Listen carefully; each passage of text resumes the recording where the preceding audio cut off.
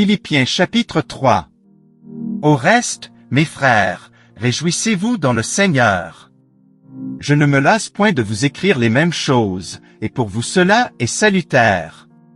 Prenez garde aux chiens, prenez garde aux mauvais ouvriers, prenez garde aux faux circoncis. Car les circoncis, c'est nous, qui rendons à Dieu notre culte par l'Esprit de Dieu, qui nous glorifions en Jésus-Christ, et qui ne mettons point notre confiance en la chair. Moi aussi, cependant, j'aurais sujet de mettre ma confiance en la chair.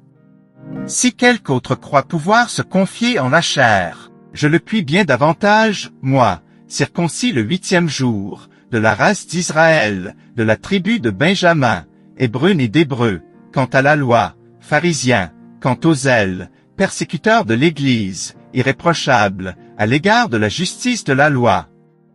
Mais ces choses qui étaient pour moi des gains, je les ai regardées comme une perte, à cause de Christ.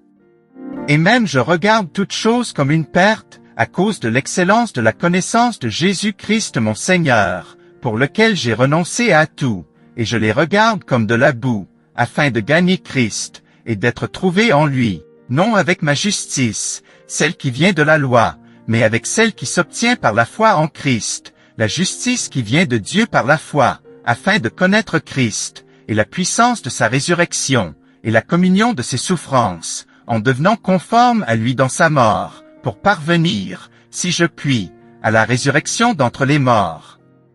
Ce n'est pas que j'ai déjà remporté le prix, ou que j'ai déjà atteint la perfection, mais je cours, pour tâcher de le saisir, puisque moi aussi j'ai été saisi par Jésus-Christ.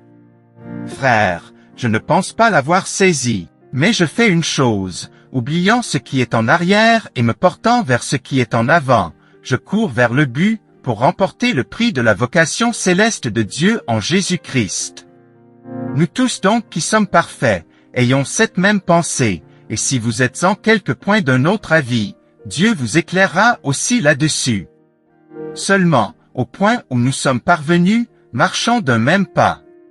Soyez tous mes imitateurs, frères, et portez les regards sur ceux qui marchent selon le modèle que vous avez en nous. Car il en est plusieurs qui marchent en ennemis de la croix de Christ, je vous en ai souvent parlé, et j'en parle maintenant encore en pleurant.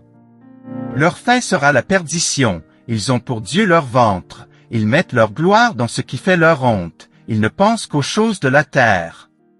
Mais notre cité à nous est dans les cieux, d'où nous attendons aussi comme sauveur le Seigneur Jésus-Christ, qui transformera le corps de notre humiliation, en le rendant semblable au corps de sa gloire, par le pouvoir qu'il a de s'assujettir toutes choses.